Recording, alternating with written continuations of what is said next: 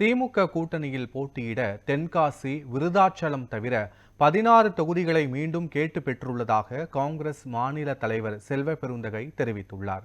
சென்னை அண்ணா அறிவாலயத்தில் செய்தியாளர்களுக்கு பேட்டியளித்த அவர், போட்டியிட உள்ள 28 தொகுதிகளில் 23 தொகுதிகள் அடையாளம் காணப்பட்டுவிட்டதாக கூறினார்.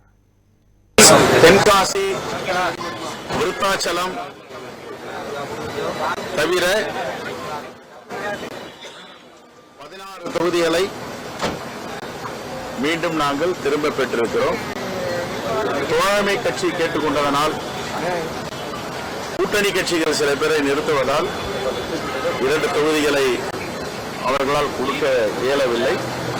அதற்கு காரணங்களை நாம் ஒப்புக்கொண்டிருக்கிறோம். ஈரோடு ஈஸ்ட் ஏற்கனவே நாங்கள் நின்ற தொகுதி, அதை மீண்டும்